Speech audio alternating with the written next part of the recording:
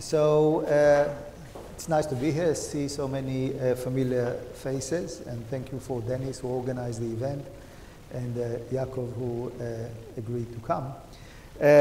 So I'm going to talk about something which now is very small, but terribly interesting for professional economists, academic economists like me. And maybe in the far future will have a very substantial effect on the structure of financial markets.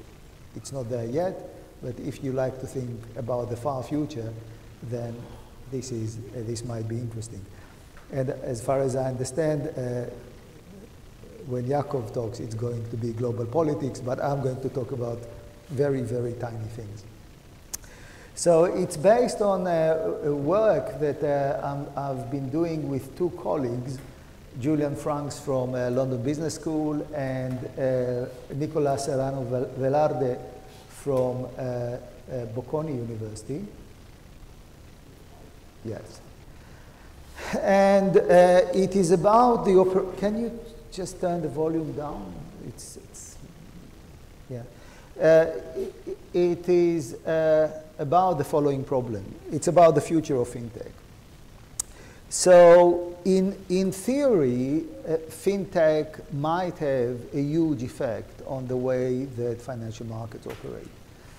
And the reason is very simple, that IT and internet and all these clever devices actually decrease the cost of communication in a very drastic way. And that decreases the cost of trading in markets, and therefore might in the future lead to a world where markets will have a much greater role in financial markets, and traditional institutions, particularly banks, will have a much lower role. And this is terribly interesting for professional economists because the separation between markets and institutions is one of the big questions in theoretical economics and financial markets. Initially, everyone expected that this will happen tomorrow, but actually the initial evidence is in the opposite, and the traditional structure are coming back. So these are two academic papers. One of them is documenting the fact that over time there is a decrease in the amount of auctions on eBay towards a sale via posted prices. And the main thing that this paper is doing is just trying to control for the differences between transactions. So there are well-known patterns that, for example, collectibles tend to be auctioned off because they have a high private value, and standard commodities tend towards posted prices. But even when you control for these characteristics, there seems to be a trend away from auctions towards posted prices. By posted prices, I mean a situation where a vendor puts an object on eBay and says, this is the price, take it or leave it. This is closer to us, another paper that documents the move of Prosper in America, again from auctions to posted prices. So to some extent, we are going to add to this line of research by looking at Funding Circle, which is the leading company in the UK in, why is it jumping? What have I done wrong? Yes. So Prosper, if you know it, it's peer-to-peer, namely individuals learning to individuals. Funding Circle is peer-to-business, and the business are small and medium-sized companies. And it's actually interesting that in America for a long time, the regulators were blocking the lending from peers to businesses on grounds that these are corporate bonds and they need to be regulated like any other bond. So that didn't happen. So actually the UK has a longer history of activity in peer-to-business. But the trend seems to be the same. So this company started in 2010, and it was using auctions until 2015. In 2015, it moved to posted prices, but actually left posted prices after a year and a bit towards basically posted portfolios. So now if you go to Funding Circle and you say, I want to invest, they will say, okay, tell us what is the level of risk that you are going to, you would like to bear, A, B, C, or D, and we shall give you some, we shall build for you some portfolio. So essentially what you see here is a movement from a market to a shadow bank or a fund manager of bonds, but very much in contrast to what people were expecting when fintech came up. In spite, I mean, you might think that this company is a wreck, that it doesn't work because of all of these changes. Actually, it's an amazingly successful operation. During the sample period, it was growing at 2.4% per week. Phenomenal growth rate, doubling volume every year. In November this year, the Financial Times announced, or there was a piece in the Financial Times about Funding Circle exceeding all Main Street banks in England in SME lending.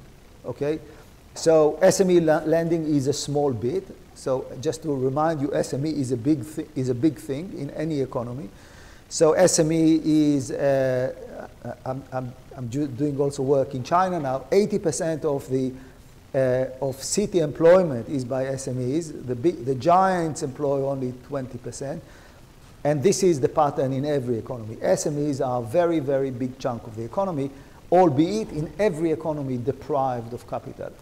So it is a big thing that suddenly Funding Circle that started from nowhere bypassed the main three banks. So what happened? So this is a techie company. If you go there, you'll meet people that know very little finance. They are not terribly interested in finance, but they are very interested, they're highly interested in machines. And they are very good in machines. So obviously they have a blogging facility, and this is what the bloggers say about what went wrong. So each blogger, I mean, this is a blogosphere, so each blogger has a name, and this blogger is called Alone at Last, and he's a male, and he has 235 posts, so a very chatty guy. And he explains why he doesn't like it. He says, look, in an operation like that, you must have a very big component of algorithmic allocation of funds. Because if there's a big chunk of that which is really retail. It's not like Dennis retail. It's very small people who put a little bit of money in the market. They don't have time to do the research on the companies that they go to, so they give it to an algorithm. So the algorithm is built by FC and supplied by FC, and it allocates the fund. And what this guy has discovered, that if he's going to give money to the algorithm, all the good bits are going to go to the big guys who sit online and try to fish for the best deals. And he's going to be left with nothing, and he doesn't like it. That's why he calls himself Alone at Last. I was waiting and waiting until for the Autobee to give me an allocation. At last, I got a little bit, and I don't like it. I think I was given the leftovers. Now it doesn't work at all. This is technology. Okay. So here is some facts about Funding Circle. So let's look at here. This is the median column. Median loan size is £50,000. So we are talking really about small companies. The typical maturity is 36 months, 3 years. The auction typically lasts 168 hours, 7 days. You might think that this is, and this is how people thought about fintech initially, that this is going to democratize finance and every guy who has access to the internet has power. But just as happened in big financial markets, what happened there happens here. And this is the big guys became very active. So if you look at the top lender in each auction, typically he gets 10% of the loan. And if you look at the top 5, they get 17, and the top 20 get 27%. So this is a system where the big guys quickly manage to get a very big share.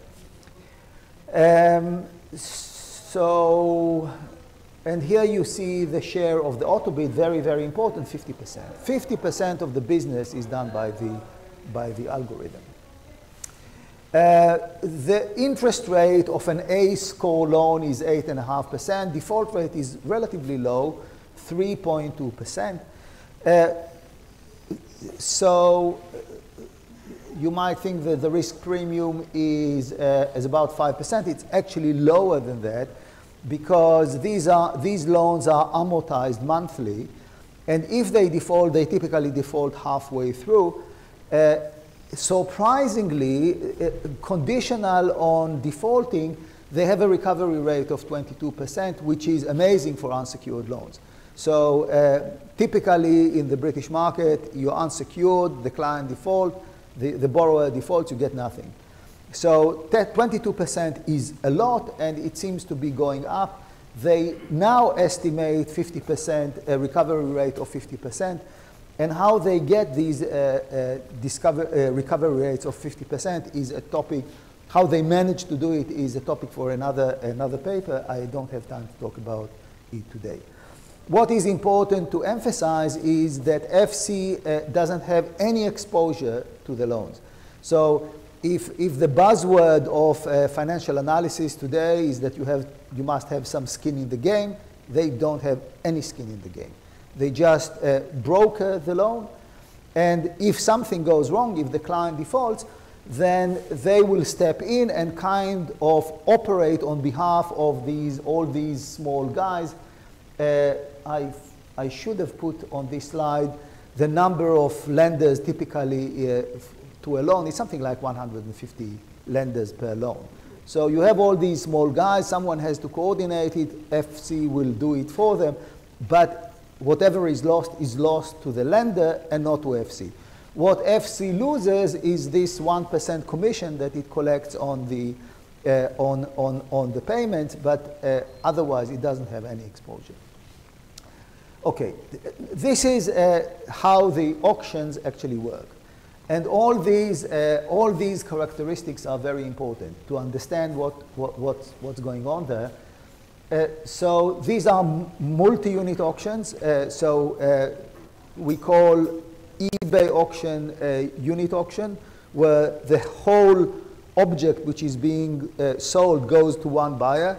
If you have an auction that divides the stuff between many buyers, this is called a multi-unit auction. It's run in continuous time, so there's a server in a funding circle that accepts order 24/7. It is price discriminatory, so every order comes with a quantity and a price, and you get the interest that you quoted. So if Dennis quoted an interest rate of 4%, and the auction closed at 5%, Dennis will get 4, and somebody else will get 5. This is important, that orders that are placed on the system cannot be taken back. Okay? And the implication of that is that these are the supply schedules. So I can stop the auction conceptually. The auction doesn't stop. The auction is continuous. But I can, when I look at the data, I can stop it on day 1, day 3, and day 7, and draw the supply curve. Okay, so this is This is the first time in my life as an economist that I've actually seen a supply curve. Okay, you just sort all the orders in the system by price and you plot them. This is the supply curve in day 1, day 3, day 7. This is the close. Okay, and because the orders cannot be pulled back, these supply curves can go in only one direction, and this is down. Okay. So this is, I forgot to say what is important here, heavy activity of the auto bid in the open of the auction.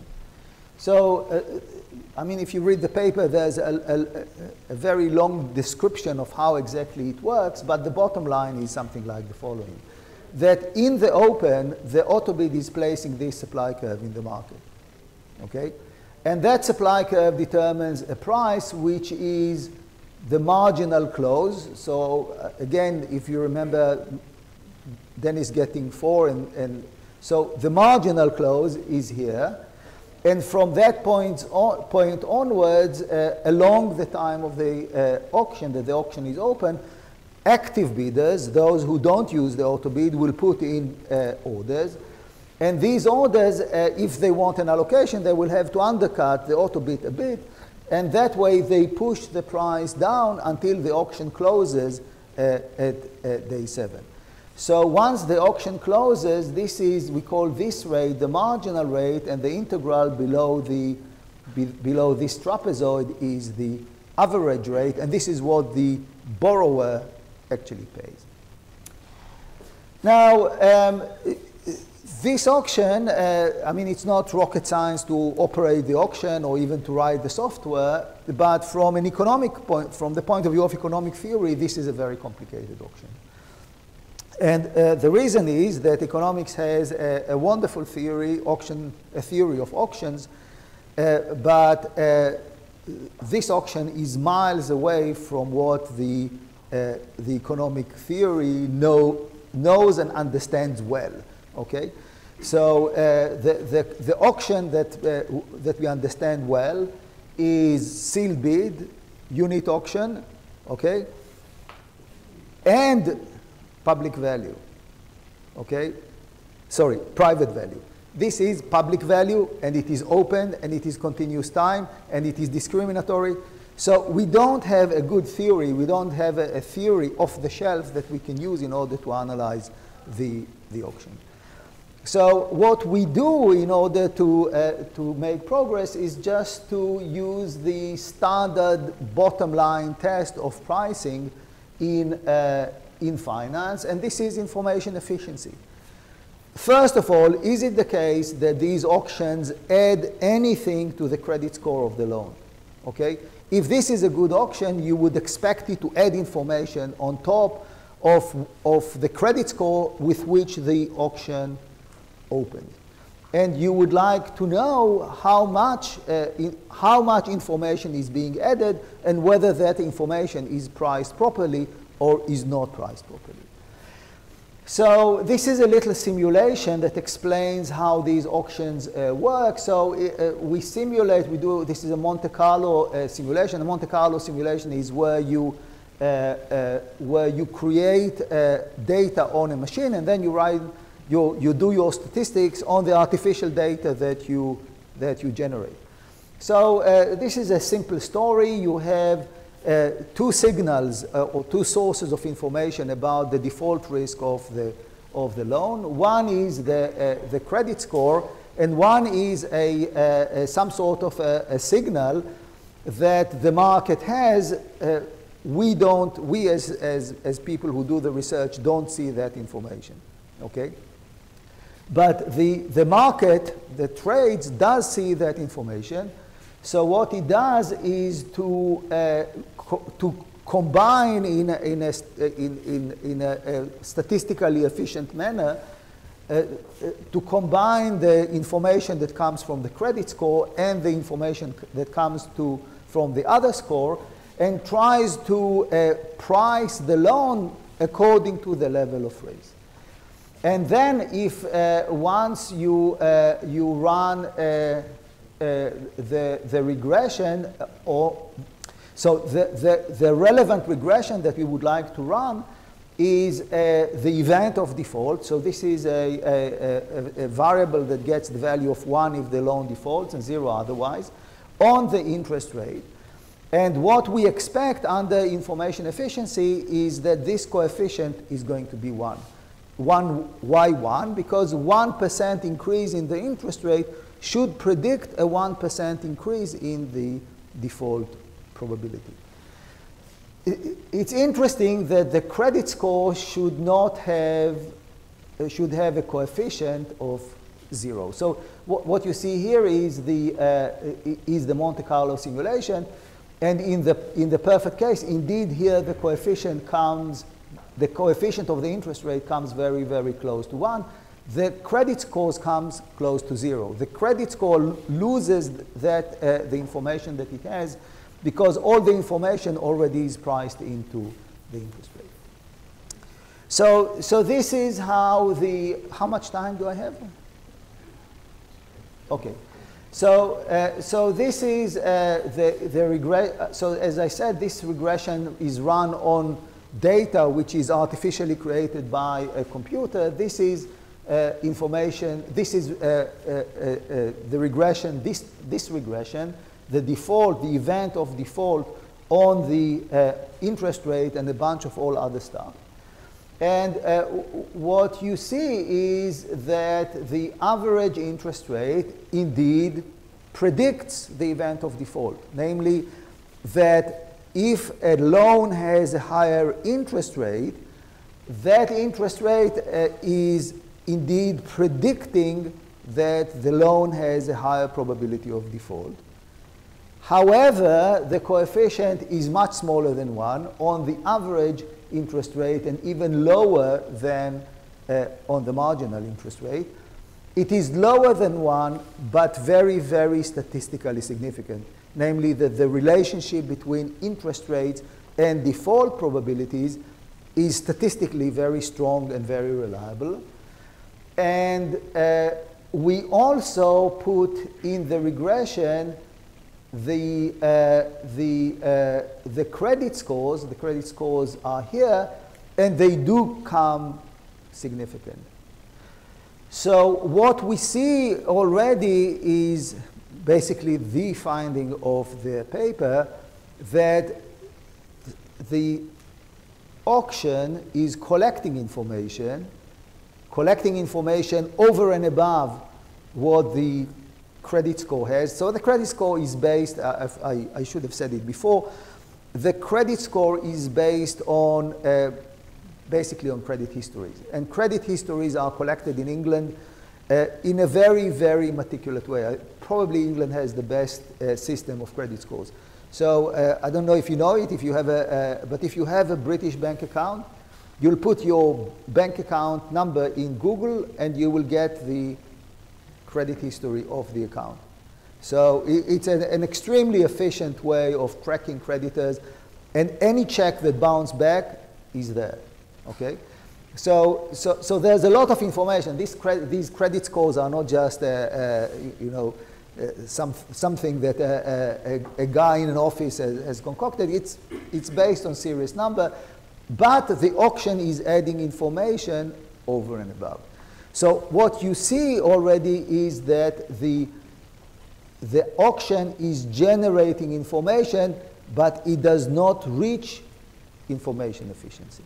Okay? So one thing that you would like to know is what is the source of this factor which is disturbing the efficient aggregation of information or the efficient collection of information. So here is one hint for what is going on. This is the growth rate of the system, of the entire system, during the week that the auction was open. Okay? So remember, this statistical operation is done at the level of an auction. All the auctions that were executed appear here. But then we collect all the auctions that were open in a certain week, and we ask the question, what is the conditions on the market during that week have an effect on the pricing? And the answer is yes. The coefficient, there is a strong statistical effect of that variable, and the effect is negative. What does it mean? It means that during the week of high demand on the market, prices went up, and therefore the statistic, the regression is correcting the probability of default down. Namely, given that the interest rate is that high, you should expect a slightly lower probability of default because the interest rate does not reflect probability of default. It reflects probability and default and something else. What is the something else? Basically, the shortage of liquidity that existed on the market. So if this is the situation, the next big question is, okay, so how much information the price has and how much of the price variability is just noise due to liquidity or maybe other things that we don't capture. So this is a bit technical, but let me go straight to the important number. The important number is this. About 13% of the variance is explained by the credit scores. But once you add the price and maybe some other things, you could get potentially to 25% of the variance. So bottom line, 25% of the variance is either information that is actually priced or some information that could be priced in if the auction is going to improve a bit. Okay? All the rest is noise. So you might think that this is a disaster. This is a market that doesn't work at all. The surprising thing is that if you look at bond markets of big companies, listed, highly visible, you find the same thing. So this is a citation from quite a well-known paper in fixed income by these guys, published in the Journal of Finance 2001. And they say regression analysis, this is the same analysis that we use, explains about 25% of the variance. And then they quote some additional findings and say not only that it explains 25% of the variance, we think that all the rest is coming from basically what they call local supply and demand. What is local supply and demand? All sorts of supply-demand factors that had nothing to do with information. So relative to this, the funding circle auction doesn't look so bad. So what actually happened? So we think that what actually happened is that the auction worked quite well for a starter. What does it mean for a starter? I mean, this is a new industry, okay? And this is one of the first attempts to, in the world even, not only in England, to use this information and build an algorithm and try to make everything work. And for a starter, it's not so bad. But then Mr. Alone at Last was correct from his point of view. He felt that he's not getting a good deal and that other people who have better information, bigger, have more time to sit in front of the computer and maybe do a little bit of research, get a better deal than he got, which is, you may ask, why does he complain? That happens on every market, no? If you are smart and if you do your research, you can get a bit more. But the clients didn't like it. And funding circle, as any intermediary, works on volume, and it doesn't want to irritate its clients. At the time that funding circle moved to posted pricing, that looked like a solution. But once if you think about it for a moment, this only makes things worse, right? Because beforehand, if you had private information, you could trade on it, and when you traded, you you bid up the price. Now the price remains fixed. So it's heaven for people with private information. It makes the situation even better. And it's not surprising that they abandon the posted prices that looked like the solution to the problem at first sight. That was abandoned in a year. So could funding circle improve the auction? Yes, in theory it could. The problem is that it only had 7,500 loans during the entire sample period. So we are talking from 2011 to 2015. That's not enough data in order to do artificial intelligence or other ways of improving the auction. The market is simply too small to build better algorithms that will make people like Alone at Last, Mr. Alone at Last, happy. So our conclusion is, if the question that this paper asks is, do auctions have a role? And we are talking about auction in very small stuff. Do they have a future? We think that the results here show that they do have a future. Questions? Questions later? What do you want to do? Yes? Thank you very much. It was really interesting. Actually, I'm looking forward to understand when the market growing, when it was time when the market was on the scale of growing from 2009 to 2015, it was nice growth. That could be right. But when the market is going down, if the auction is at the same rules as when the market is. How should I know?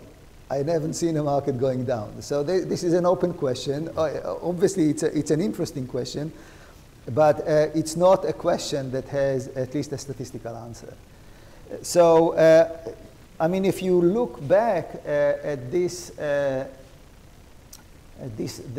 numbers that I put here, so this is an A score. The interest rate is 8.5%, okay?